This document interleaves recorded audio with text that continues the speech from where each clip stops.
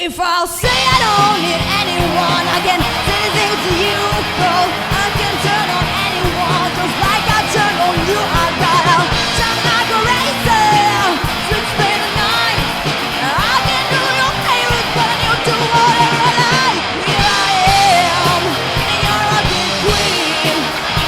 And I'll be a little young, but honey, I ain't naive. Here I am, you're a good queen, oh yeah. I beat so much, but honey, you're a bit obscene.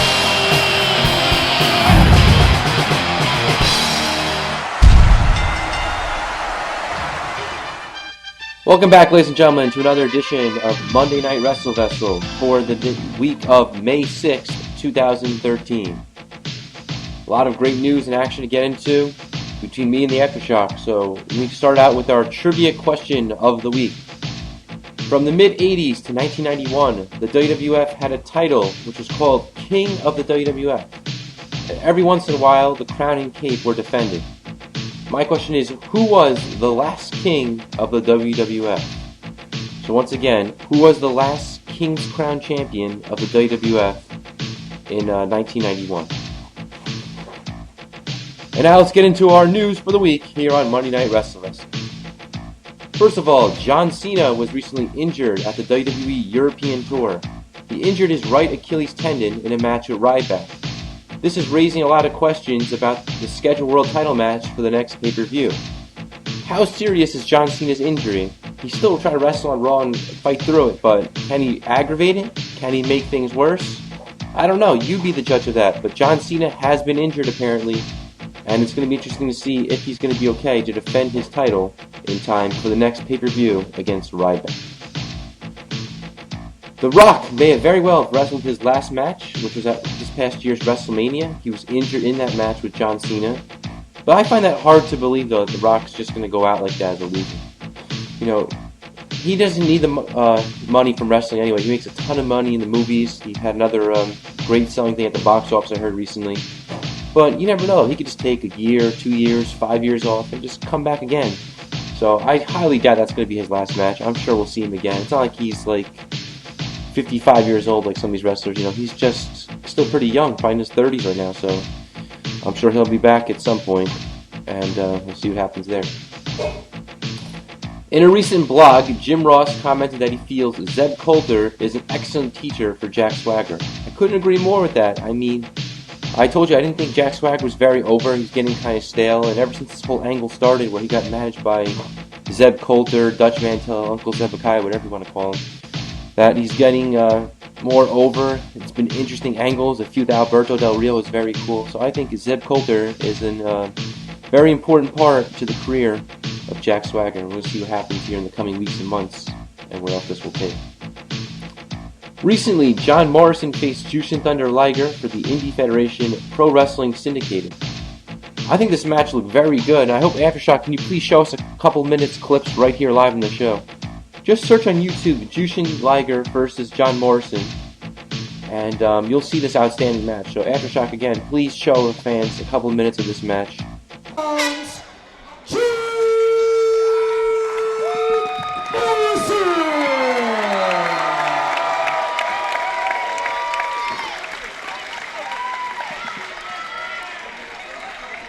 And his opponent across the ring, standing to my right, fighting out of Tokyo, Japan. Official weight, 200 pounds, is the one, the only Juicin Thunder Liger. As the streamers get thrown in the ring to show respect to Juicin Thunder Liger. Oh, somebody just threw one that landed on the broadcast table. This one must be for me. I'm respected too. What? What's that? Is that who I think it is? He couldn't be here. That's him. Start off with John Morrison. That's Zeb taking advantage over Juicin Thunder Liger. Well, both men were victorious last night. John Morrison victorious over the Pope, Elijah Burke, and of course in our main event, that International Dream triple threat match, Juicin Thunder Liger hits the brainbuster on... Look at this, stretching him. Absolutely, he hit the brainbuster on Davey Richards after Anthony Nese was disposed of outside. What a stretcher, cradling him up, going for a modified surfboard almost. That's how quickly the tide turns in this match. When you're dealing with two guys like Juicin Liger and John Morrison. No doubt about it. Watching intently, as are both myself and my broadcast colleague, Primetime Sam Roberts. Oh! Morrison goes all the way to the outside hard. He just tossed him. Liger, he's got high flying in his eyes. Oh! What a running senton! Dive from the side of the ring, off the ring to the outside from the ring apron. What a magnificent He only move. got the 1-2. Man, oh man. Definitely not taking shots at anybody, just stating facts about what happened, historical facts. Right here, these two gentlemen up on the ropes here. Looked like Liger was going to go for a top rope German suplex, but no. Ah! It's from an indie fan, so WWE should not get mad at us or anything like that. I think the fans really enjoyed this unique dream match between these two great athletes. I'm guessing this match took place somewhere at the WrestleMania weekend because they were both there at the WrestleCon event, and it says this match took place in New Jersey, so it very well could have been taped at some point because there was that wrestling event going on next door.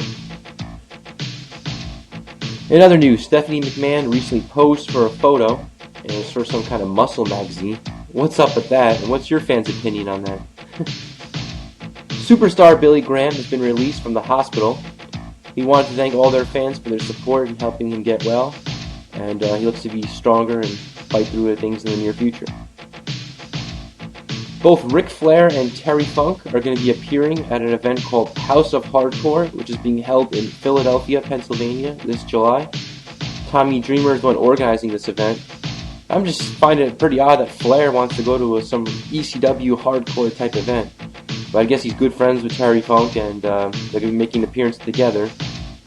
Who knows, knowing those two wild guys, they might even wrestle, but I'm sure it's just probably going to be an appearance, some kind of promo or something. We'll find out in the coming weeks and months as the time gets closer.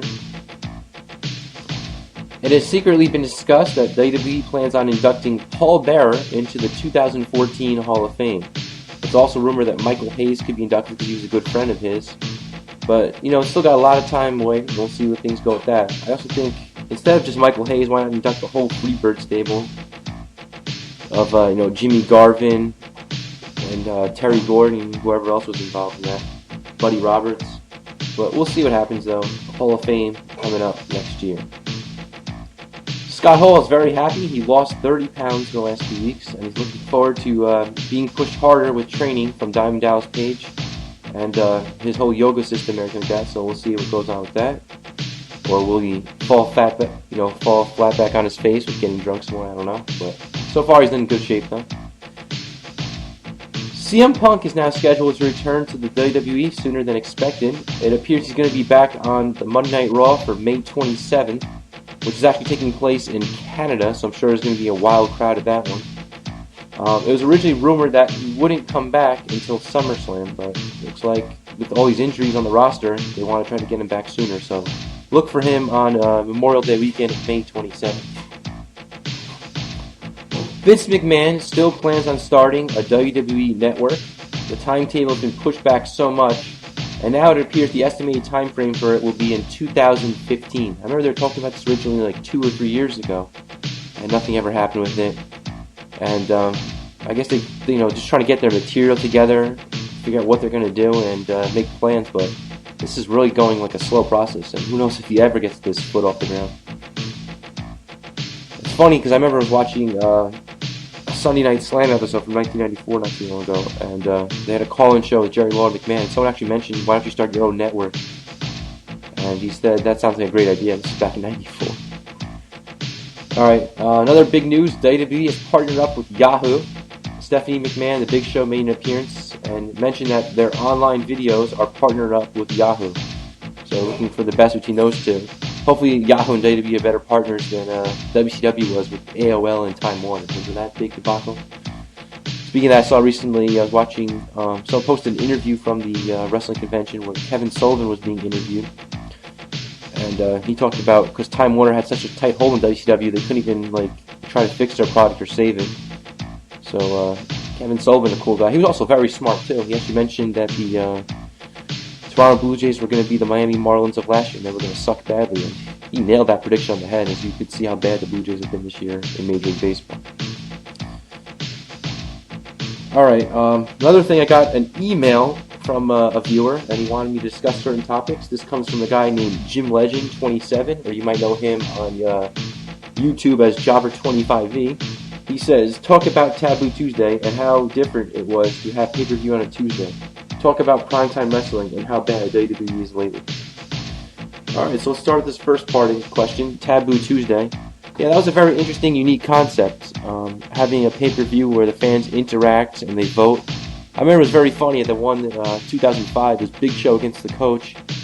And I wanted to vote for a verbal debate. Choices were like verbal debate, arm wrestling, or actual match. I voted for verbal debate, but they had a real match with Vader and Goldust. It was just very funny though. The fans, they could call in or vote online, text, whatever. And they had some very funny things though with some of these concepts of the matches, like who's going to get voted in. The thing had to be kind of fixed though, because how are they going to plan out a match in advance without knowing who's already going to be on the card? But that was a very unique concept. And seeing a pay-per-view on a Tuesday, WWE actually experimented that way back in 1991, Jim, in case you're wondering. When they did This Tuesday in Texas, which was just shortly after Survivor Series 91. That card was headlined by Undertaker, Hogan, the rematch, and Macho Man and Jake the Snake, the big match where Macho Man was reinstated. But yeah, it's good to have pay-per-views sometimes another day. I think it'd be cool to see a Saturday pay-per-view every once in a while too. So I think they should try some things out and see what they can do, not have everything always on a Sunday. We also wanted to talk about primetime wrestling. Dude, that's like one of the funniest shows ever. You had Gorilla Monsoon and Bobby Heenan hosting. You had like all these comical things going on, like Mean Gene interrupting the show, or people walking on the set. Heenan talking nonsense and making Monsoon laugh. It's just like the big Abbott and Costello. It's such a funny show. Monsoon smashing Heenan's face into a cake. You had superstar guests come on the show. They cut promos and talk about their gimmicks and feuds and stuff.